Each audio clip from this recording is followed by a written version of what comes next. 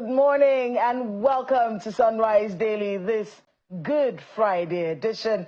I'm Kayla Megwa, and for the first time today, we're going to be introducing my co-host. Joining us this morning on Sunrise Daily is our State House correspondent and Channels Television's host of Newsnight, Mr. Alabi Khadari. It's nice to have you on the program. Thank you very much and good morning. This is a very good Friday on two fronts, and I think it's the best time to be here on a good Friday. Indeed. And my name is Alabi Khadari. It's good to have. How is the villa, by the way? It's cool. It is? Yes. Okay, we'll get to that shortly. We'll get to that in a bit. But it is 28 degrees right here in the nation's capital, 71% humidity. So it's going to be really hot today, this Good Friday. What are your plans today? Are you going to church? It's going to be a very solemn celebration. A lot of people are planning to be in church. A lot of people are fasting this morning. And indeed, you know, it's a day that really gives us the opportunity to start to think about our nation and what we're going through as a people. It's a day of prayer, really, and it's a very important day, especially for Christians around the world. Today is very important to the Paschal Triduum for the Catholics out there, and it is going to be by 3 p.m. I look forward to 3 p.m. on Good Fridays, because that is when there'll be silence across the land, everyone paying their respects, because at that particular point in time we'll be commemorating the crucifixion and death of our Lord and Savior Jesus Christ. I don't know if you have any thoughts about Good Friday and how it impacts you as a person. Well, I think it's, like you said, a very important day, especially for the Christians, because it's a very, there's some who talk about the contradiction. You're calling such a day that is a solemn day a good day. Yeah. But it's good because of the sacrifice, the determination to follow through with the purpose for which our Lord Jesus Christ had been called for. And so I think it's also a time that people can reflect, you understand, to the decisions you have to make, the things you have to do. But I also like to bring in that while for a lot of people it will be solemn, for a lot of other people it will be a time for hooray. It's a public holiday. Oh, yeah, there is that point. Time to spend with family, time to take some time off and, you know, also have some fun. Well, whatever it is that you're doing today, make sure that you are safe, make sure that you are careful, do not get yourself into trouble. But let's start off with our skyline this morning. We are in the nation's capital today, and we are showing you our nation's capital. Right there, the city gate, the MKO Abiola Stadium right behind. This particular neighborhood, and I really have to thank the FCT administration for listening when we screamed about how dark this area used to be at night, especially around the stadium, and the FCT minister listened to us. They've lit up everywhere. Sometimes it even feels like it's a bit too lit. No, it cannot be too lit. That is a showpiece. That is the entrance to the city. Of course. If you're coming in the day, you're coming in at night, you should see the welcome sign that tells you welcome to Abuja. And I actually love the greenery. Oh, yeah. I don't know how they do it, but that place always appears to have that lush green, and it's, you know, features like it should, as it does on our emblem, the coat of arms, where the greenery shows also how fruitful the country is. So I love this picture, and I feel this is a picture that says this is Abuja. You know, we have a small joke we play with Ayo here. In Lagos, this is Lagos. But in Abuja, we say, welcome to Abuja. You know, it's a lovely place, very calm. As you can see, no hold-ups. By the way, we heard that there's a hold-up right now in Lagos at the Kara Bridge. Apparently, a trailer had an accident. 2 cars, at least, we've seen in that accident. So if you are in Lagos and you are heading towards that Kara Bridge on your way to Ibadan, probably find another way to go around and stay safe. But our focus today, the nation's capital, the city gate, ushering you into the seat of power and letting you understand that we are a city that is planned. We're a city that has purpose. The greenery in this area, really, and that was the reason why we were excited when the FCT minister lit up the whole place, because we started hearing about crime and criminality happening in these brushes and whatnot. But all of that is reduced, thankfully. But there you have it, our skyline there. Welcome to Abuja.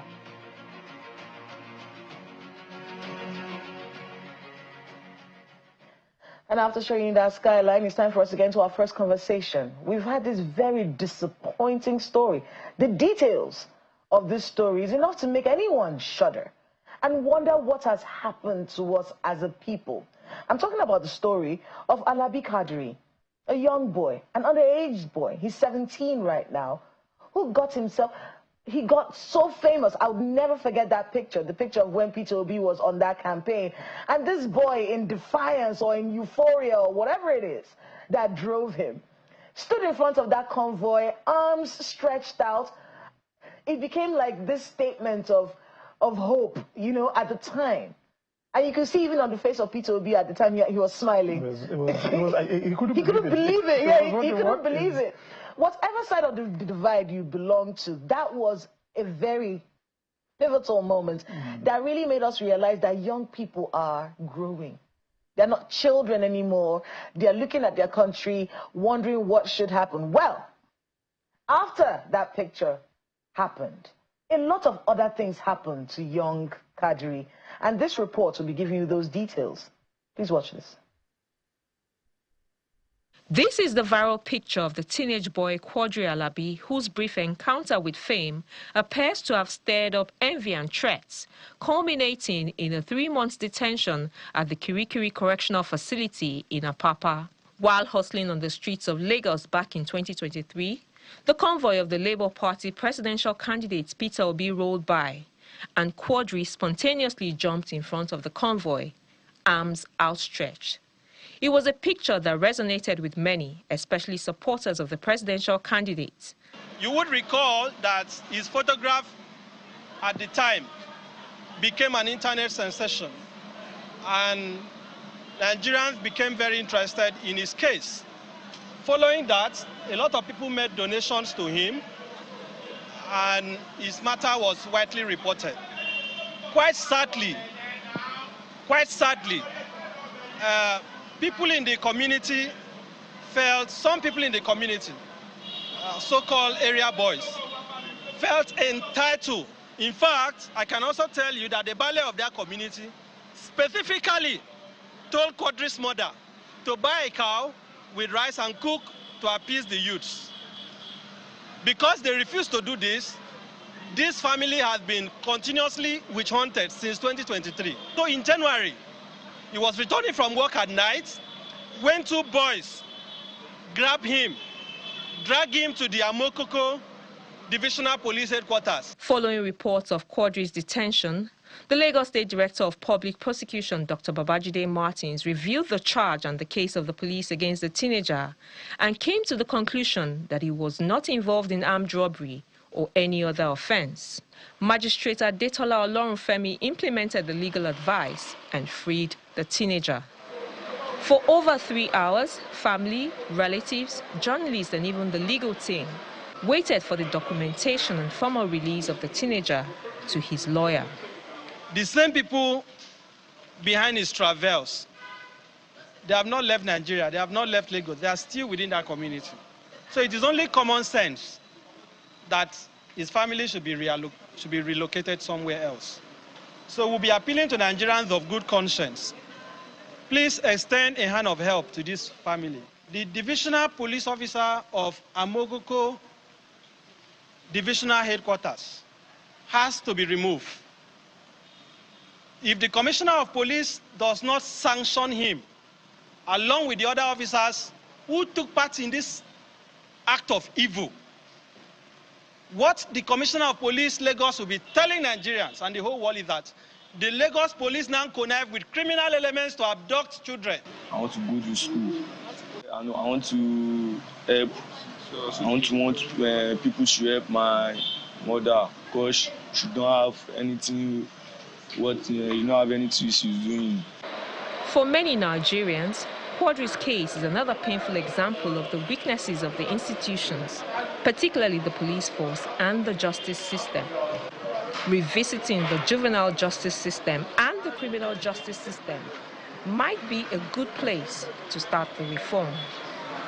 Shola Shoyeli, Channels Television News. Let's go home.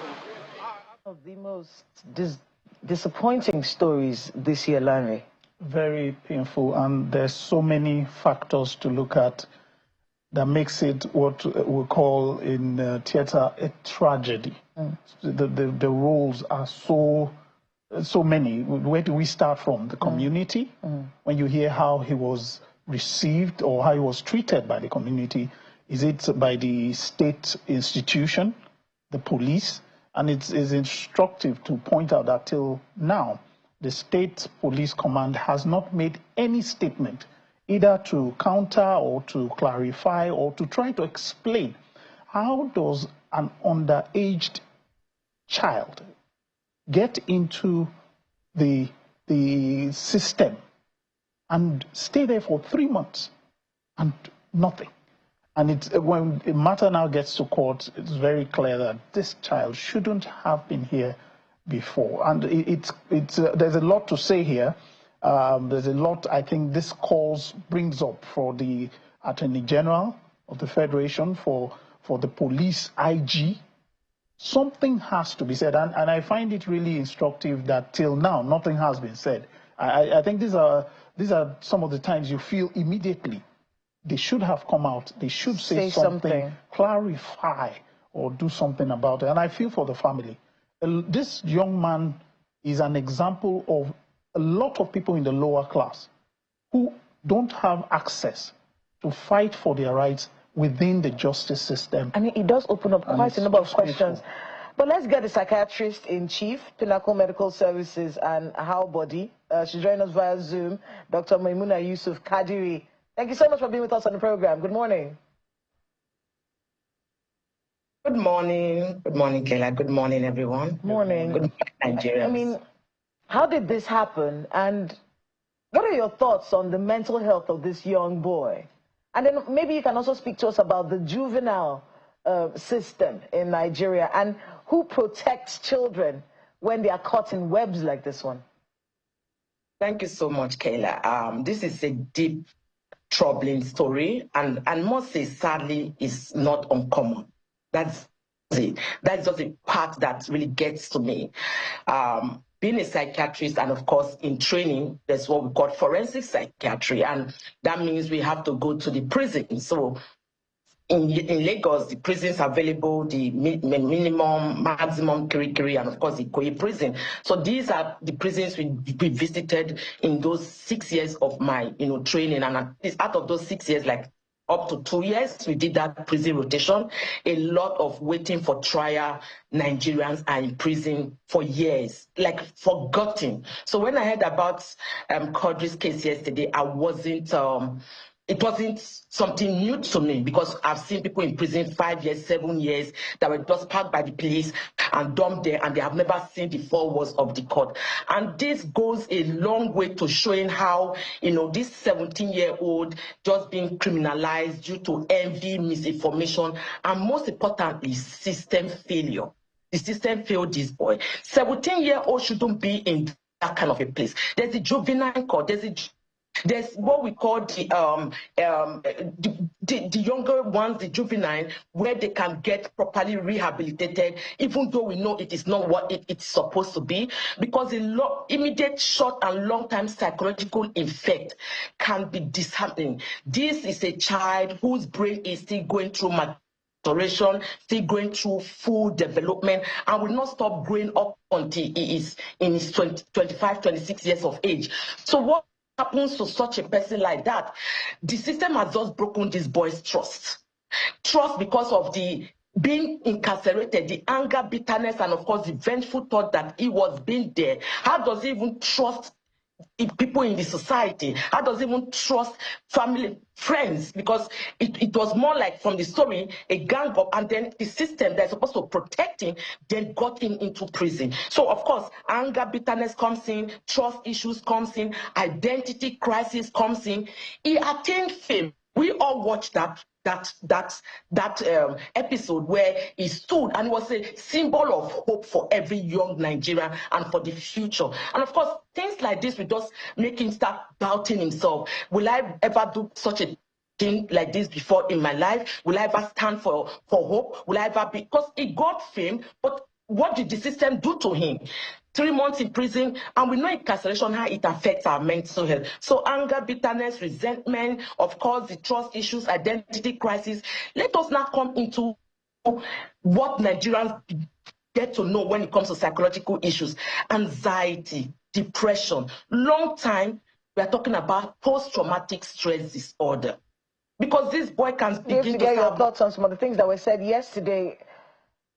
The lawyer to the boy, to Quadri, what he kept saying was that we need to relocate them from that community because, and it's important that we point this out. According to the story, it was the ballet of the community that said they should kill a cow. Exactly. For the community. I don't understand what that means. And when they refused to do it, you know, we now heard about this happening to the boy. Yeah. What should well-meaning Nigerians be thinking about? Because listening to him, he said, I want to go to school. And then there's the fact that he has to go back to that community until they move out. Is he still in danger? He is.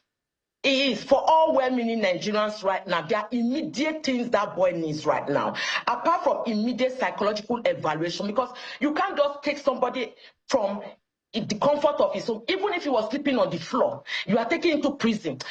See, if there's anything anyone needs to pray as a Nigerian, please don't ever be found for any reason to be locked up in prison. The prisons are not what Nigeria is not what it's supposed to be. And that boy been there for 3 months, coming back to the same community that casted him, that threw him out there. He can never trust that community, and he is not safe. So immediately, apart from the psychological evaluation, trauma-focused therapy that he needs to be relocated, him and his family members.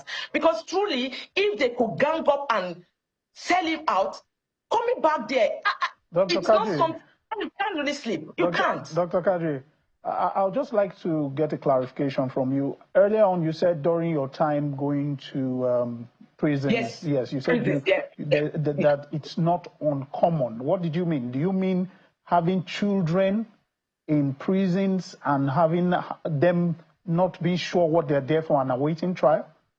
Awaiting trial is not uncommon. Yes, but children. Yes, awaiting trial is not uncommon. So that is uncommon. But also young people in their 18s, early 20s. Okay. These are people that have a whole life ahead of them. So it is not uncommon having these people in prison. Okay, Trust me. So can you please help us? How can the system, is there a place in your own practice where this sort of, you've mentioned a lot that he may feel the effect from this episode. Is there a system, is there a place where he can be handled, helped within your practice?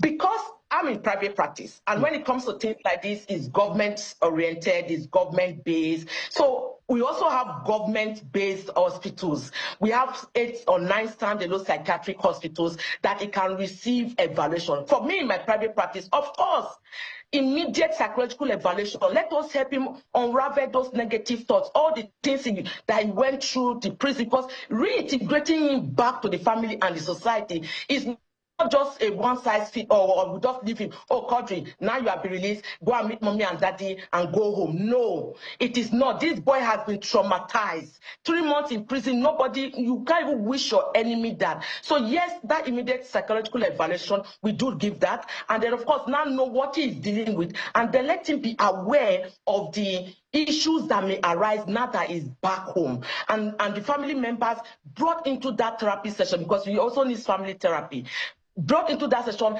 and teach them how to support Quadri, how to help him, and not trivialize some of the things he may come up with and start discussing, not make him feel, alienated, and give him all the love and create that safe space for him to heal, thrive, and flourish, and not be in that default, survivor mode.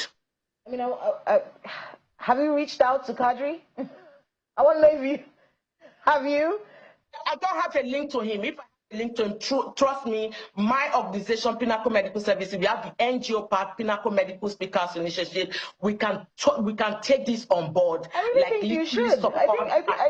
With all due respect, I actually do think you should, more than talking about it here, actually reach out to that family, because they're up against the traditional institution in their community, the law. He's actually in a very difficult space right now. It might even get worse. The attacks on him could even get worse. Am I correct in that sense? And how quickly can you get there? How quickly can you get there? I didn't get that. How quickly can we do what? How quickly can you get to Quadri?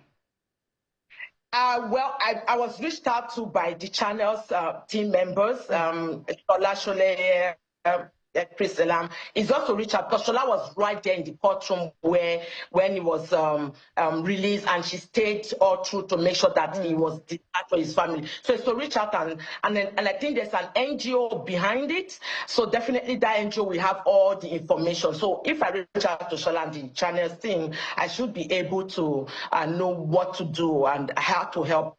We are in Lagos. There's nowhere that is too far, even if it's not even. As long as you don't go through the Kara Bridge, you don't have to go through the Kara Bridge today. But I think that more than talking about it here, it's important that we make the next step, which is to protect him, make sure that they are okay. Because if we talk about it in the news and discuss it on programs and it just goes, what happens to the people who fall within the cracks? And that brings me to my next question: the children who fall within the cracks of our juvenile system. You mentioned, and Larry had talked about it earlier, the fact that there are a lot of people who may be underage who are still awaiting trial and going through what Quadri had to go through. But I want to be able to get your thoughts on how we handle underage children. Now, in Quadri's case, he was accused of armed robbery, and it turns out that there was nothing of the sort going on. But even in the case of kids who are, caught up in difficult situations, how would you assess our juvenile system and how we're taking care of these kids? So the thing is that the true test of any society is how it treats its most vulnerable. That's the true test of any society, and of course Nigeria included, how we treat the most vulnerable. Children are vulnerable. Let's not forget, children have parents at home, children have parents in form of school and teachers, children have parents in form of the elders and older people in the society. Our juvenile system needs to be nipped on board. Our juvenile system, we need to harness the power and the opportunities we have in our young persons. They are the future. They are the legacy we are going to leave behind. They have a lot to give us. And if we keep, if system fails them, with a case of Quadri like this, system failure can continue to fail them. How do they trust in the leadership? How do they trust the system to support and help them when they need it? For me, the juvenile system needs a lot of real orientation, re-evaluation, and we are good with laws. I must tell you, like for us in the mental health space, our law has been passed right now. Implementation and execution is the next thing, and it may take years before this is done. So we need a total overhaul. I know the government is doing quite a lot. The Minister for Interior and all the other ministers, I see quite a number of them doing a lot. But for all in the juvenile system, a lot needs to be done. Behavioral change even among the law enforcement agents. Because in this boy's case, how can a 17-year-old be said he was he's an armed robber, and without getting all the necessary information, is locked up in prison? These are some of the things that we shouldn't do. We must work with facts, not work with emotions or work with, oh, I heard or I know. No, what Dr. do you need to do to make sure that you do not happen again? Dr. Khadari, I think you hit the nail on the head there. Very painful. I really look forward to understanding how the officers in this case went about their job. Elementary first point, what do you write down as the statement? And it looks like that all got muddled up. But I'd like to keep our eye on the young man.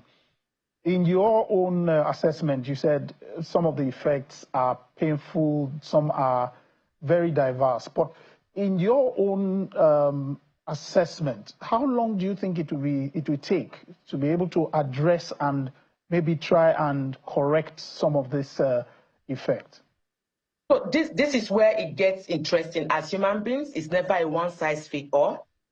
Because I've never encountered Quadri before, when I meet him, I will need to talk to him and understand his background, his upbringing, get even to speak to the mom, understand if there's anything that happened, in the pregnancy, the delivery. All that gives me the template to know what do I need to tailor to him in his pathway to healing, in his, a pursuit for greatness. How can I support him? How can I get him to be whole again? So it's not me here now say, oh, I will do this, I'll do this. All that history, and then of course the history in the prison, what went on, take all of them together, then of course now chart a management course and so okay, yes, but of course immediately, like I said, the immediate psychological evaluation must be done, trauma-focused cognitive behavioral therapy, family therapy and reintegration. And because he is 17 years old, he's Quadri, he's black, he's lives in Lagos, he lives in Ajegule. There are many other factors, even social determinants of health. There are so many things I will harness together and say, okay, this is what we do,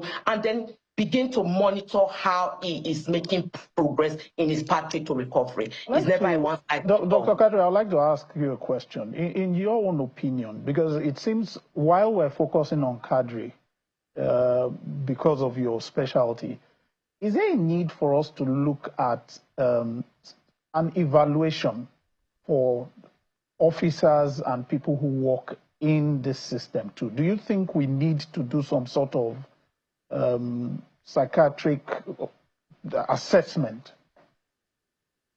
We do. We definitely need to have psychiatric assessment for people in our environment, especially the officers involved. Sorry for that short, brief in transmission. Okay. Yes, we definitely need that. And why do I say we definitely? That is where I said that reorientation and of course behavioral change. Because sometimes when we blame people, we do not know the trainings they've had, we do not know the skills and expertise they have. So now we know better.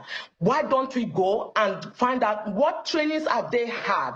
And if those trainings are not there, put them in place. If they've had those trainings before, there's nothing wrong in having to have a recourse. Come back for updates. Let us make sure that we update you in the current trends, in the management, and what you need to do to help people in this kind of situation. Because behavioral change is very important for officers in this area. When somebody walks into the police station, you're already agitated, you're already anxious that you are going to prison. Officers need to be a source of hope and calm to people when they come, like, calm down, let's talk about what happened. Not the one that, the moment you don't see a police officer, you're already thinking of prison, you're already thinking of death, you're already thinking of all the worst case scenarios. So yes, it is important that these, if they're not in place, they should be trained. And if they are already done that, there's nothing wrong in updates and retraining to make sure the system is aligning to the current challenges, because things are happening and we cannot be left behind because we are Nigerians. The world is not going to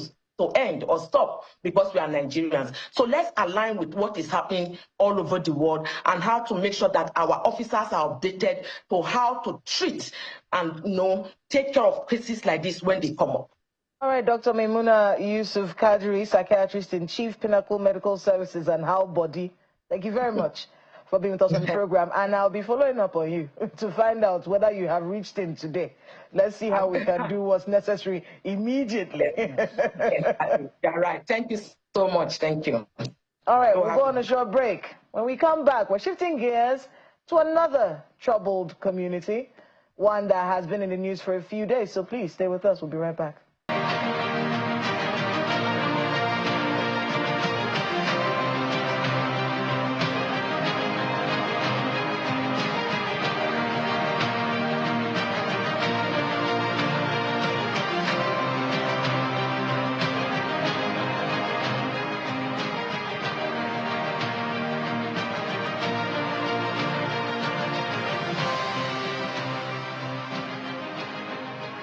Welcome back to Sunrise Daily, and we are moving now to Delta State, the delineation activities, and all of the storm that it has brought up, this very sensitive situation. Some people feel like a side is being favored over another side. Well, Today on the program, we have both sides. Joining us in the studio right now, we have Mr. Collins Selemo, who's the President General of the Warri National Congress and Grand Patron of the Ijaw Youth Council. Thanks so much for being with us on the program. Thank you for having me. And then joining us via Zoom from Warri, Ojumade Tosan Bishop, who are recognized from some protests that we saw there recently. Ojumade is an environmentalist, indigenous, ethnic minority rights activist. Thank you so much, Ojumade, for being with us on the program. Hello, can you hear us, Ojumade? Yes, I can hear it. Thank you. Thank you so much for being with us on the program. All right, let's start off with Mr. Collins. Now, we've seen pro and anti-protests. Some non-governmental organizations saying they're in support of this delineation, and then other people saying that they are not. I want to be able to get yours and your Ijaw. So I think in your case, many people, like our guest who's on Zoom, believe that this delineation is favoring your side of the divide. Well, we don't need to go around that. Supreme Court has given judgment. You don't need any other opinion. All you need to do is to comply. But what if people are feeling like they are not being represented, which is the issue? They feel like this has skewed it. You've recut, the INEC has recut the lines in their communities and basically made them have lesser representation than your side does. Well, it depends on the content of that Supreme Court judgment. The judgment is for INEC to comply. INEC has complied. And in compliance, these three tribes, Urobo, Shekiri, and Ijaw, they were part of the compliance. They executed the judgment. The result has come out. If you have any grievances, we are in a constitutional government. A democracy where it's expected that you derive a phenomenon that reconciles government efficiency and its legitimacy. The authority that we have given to those who are in custody of our legislative rights and our executive rights through our ballots and our freedom. Those are the four fundamentals of democracy: judicial arm of government, legislative, and the executive. You're not worried that people who feel like they have been cheated in this matter will cause conflict in your community? Okay, that is where I come in. That is why I come, because I don't want it to degenerate to that level. I've always been an ambassador of peace, as a soldier of the cross, and I feel that in my process, unending suffering is redemptive, and I want everybody to key into this redemption. Peace is key, it's priceless. It belongs to God Almighty, and it's priceless. Once there is no security, it affects the whole democratic system. You will now see brothers against brothers, sisters against brothers. That is what I don't want. And it happened 29 years ago. And I took the Shekiris, the Urobos, in their hundreds, protested. One of them now is a judge, Orishajafo, is a judge in Delta State. What are we talking about? I am not obsessed with double, location and tribal location. So is it resolvable? It's resolvable. That is why I'm here, and that is why I'm involved. So they shouldn't let it degenerate to the extent that they will now jettison the economy of this country by protests, and some are doing illegal bunkering, taking advantage of what has just happened. So it cannot jettison the transition of the fatigue that has been meted on us to the buoyancy of hope. Let's talk to Ojumade. Ojumade, you heard what he had to say. What are your thoughts? Nigerians, first of all, my brother Collins Selemo is not even from Warri in the first place. He's from Bamadi. So let's keep that aside. The issue at hand, I wonder how it's becoming Ijaw and Shekiri issue. This is not Ijaw and Shekiri issue. This issue is between the Shekiri and the government of the day, which had failed woefully in many areas, submerging the minority rights. The Shekiri people are not just people that just come from somewhere 20 years ago or 100 years ago. They are country of their own before the amalgamation. They predate Nigeria. In fact, the documents being signed by the Portuguese before that of the Dutch and later the British are part and parcel of those credentials, those integral foundation that form today Nigeria. The fact is that INEC, National Boundary Commission, and many others federal agencies have done a lot of blunders that we are not aware of. They are the one we are taking on. They are the one we have discovered and we are taking on. So I wonder how the judges of today decide to become, advocates on behalf of INEC and the National Boundary Commission, which have done all these blunders. Okay, so can you... There is a court judgment that's important. Can you help us understand your position against INEC? Okay. The INEC of the day, firstly, let me go back to the roots of this issue, historical record, which is just about 2 decades ago. 23 years ago, the Chekiris got an Supreme Court judgment, a judgment in favor of Shekiri Nation, which is the 10-ward and 12-ward delineation in Warri South. INEC did not implement it today, in this very moment, for 23 years. In that process, while we were waiting for the implementation, they went behind the Shekiri Nation to carry out, to take an issue to court with other parties in Warri Federal Constituency. They went with other parties, take the issue to court, got a judgment on our behalf. We're not aware. And they are indebted to us in a judgment. They are yet to implement for more than 12 years, more than 23 years right now. After 18 years, they got the judgment without our knowledge. Between a year or two after that judgment, they are fast to implement it. In the process of implementation, this will shock you. They never called the Shekiri Nation to Abuja as part of the stakeholders in Warri Federal Constituency. We forced ourselves to belong. At the end of the day, you will be surprised that these same persons went as far as making an Ijaw woman from Bayelsa the head of the committee. Even the deputy happens to also be from Bayelsa. The Ijaw woman is Rhoda Gamus. She is a member of the Ijaw Leaders of Thought. And she's a lecturer in Western Delta University. Is it Western Delta University? But Niger Delta University in Bayelsa. A deputy is an Ijaw. So what are we saying here? This issue is not between Shekiri and Ijaw. I wonder what is bringing the Ijaw into it. This issue is between the Shekiris and the Nigerian nation. So let's speak to that, Ojumude. This delineation, I want you to be able to, so that we can understand what the issue is. This delineation, how does it shortchange you as an Ishekiri man? Okay, let me come to that. It's very obvious that we were on purpose being shortchanged. For instance, I will take Warri Southwest, for example. The Shekiri are formerly having 6 wards, while the Ijaws are formerly having 4 wards. After the delineation, which the INEC forcefully did, the Ijaws are now having 14 wards.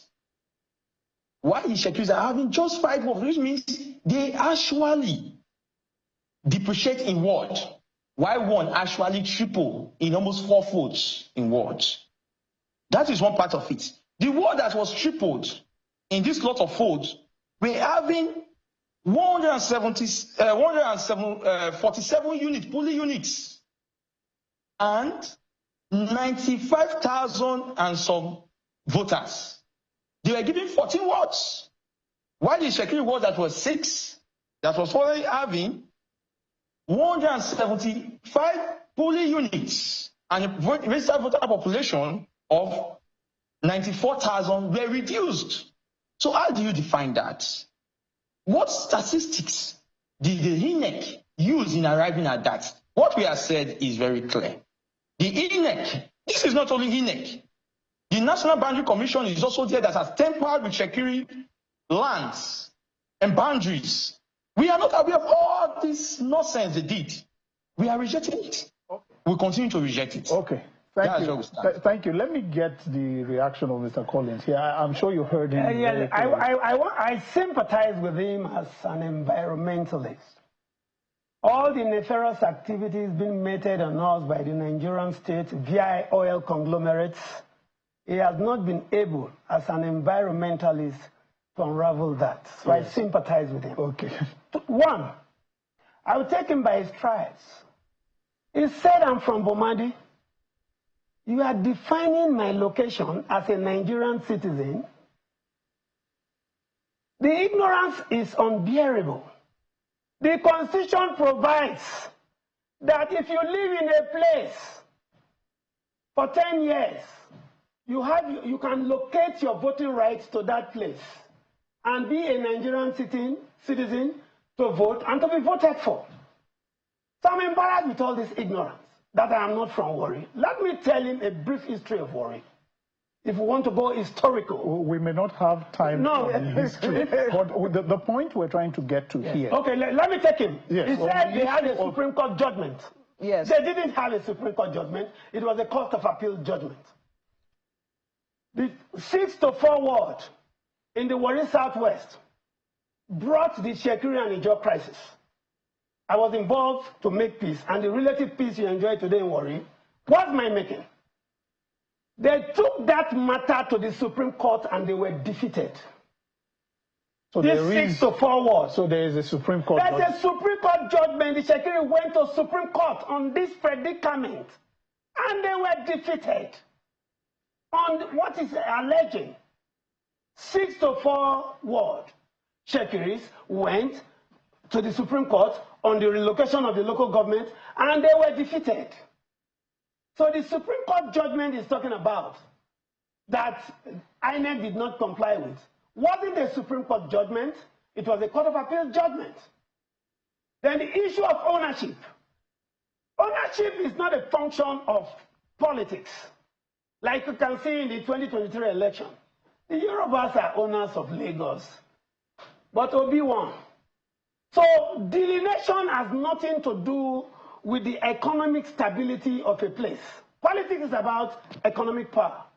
Appropriation of economic goodies by the Nigerian states to the integral sub-national states and the local government. What do you say to the issue he raised as regards the way it looks like the Shekiri have more population, in, like for instance Warri North, and it appears they have less. They have less. That and population, yes. Okay, so that population is talking about was designed and defined by the 6-4 wards, which was, of course, an orchestrated mentality by political combats.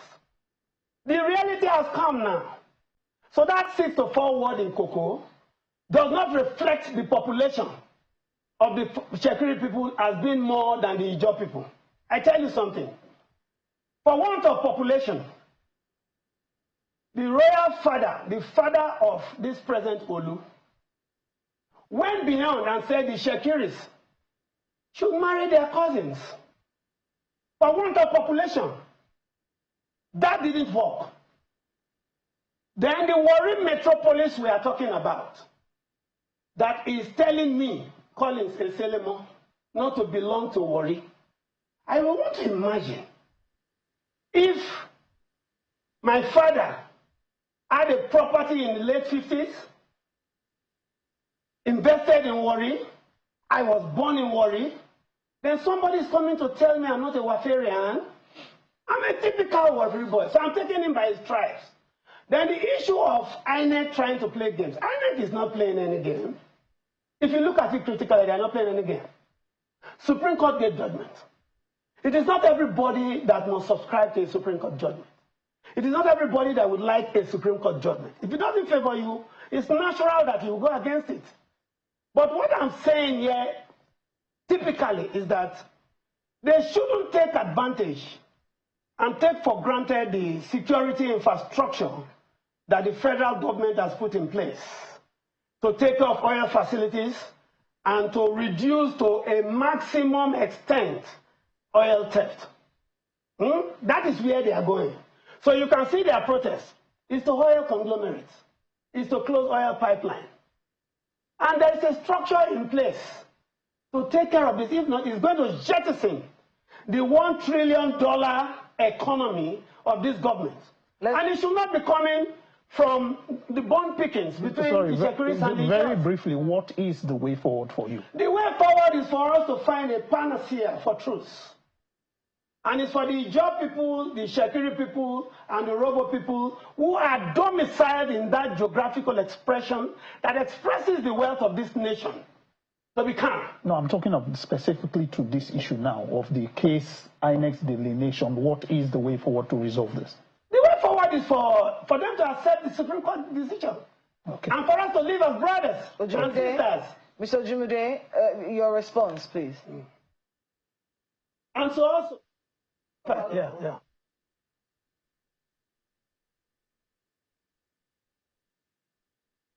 You said, Ojumode. Okay. Yes, the fact is very simple. The issue of the local government he tried to draw in, I was in the Supreme Court when that judgment was delivered. The federal government says that recognize Ogidigben to be the rightful place of the local government as gazetted by the federal government. That's what the Supreme Court judgment said. He said that we should go home and implement it, which means we should go home and resume in the main headquarters. But you see one thing, that's why I'm saying it's the federal government that is a problem. It's the government of the state that is a problem. They have failed woefully to actually implement cases that are in favor of the Shekiris just because they are minorities. Because some people will threaten fire and thunder, some people will threaten militancy, blowing up pipeline.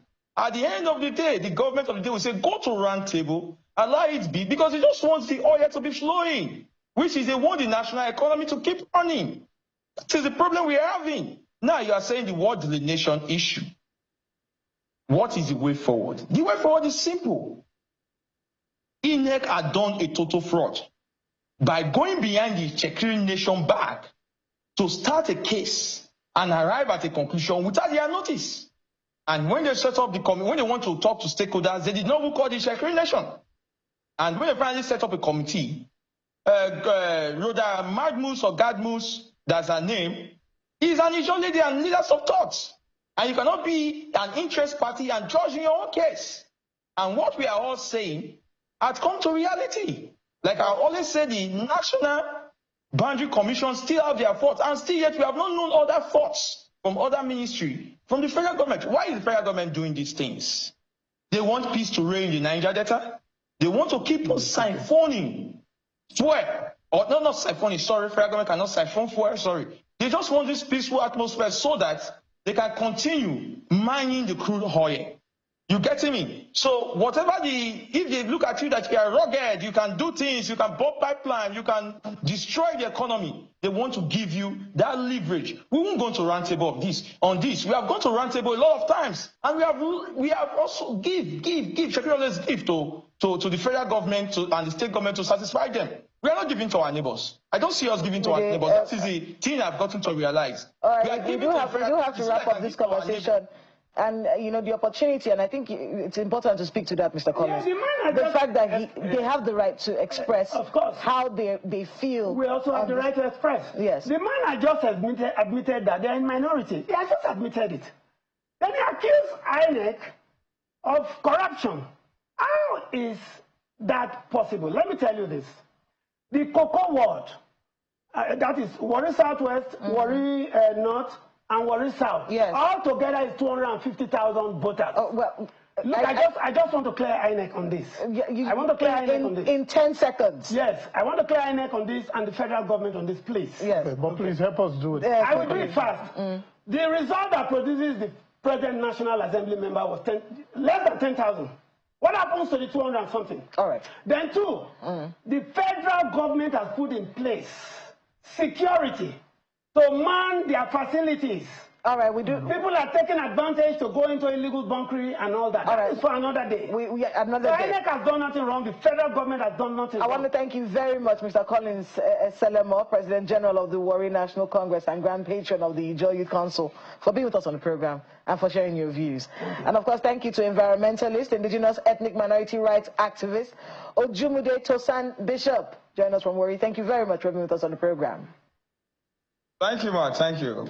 And that is all the time that we have this morning. It's never enough time to have this conversation. Have a lovely Good Friday celebration. Stay safe. And, of course, pray for Nigeria. I'm Kayla Megwa. And with a cup of tea. And would like to just remind everybody there's a reason for the season. Think about that. My name is Lanre Lasese. Have a nice day.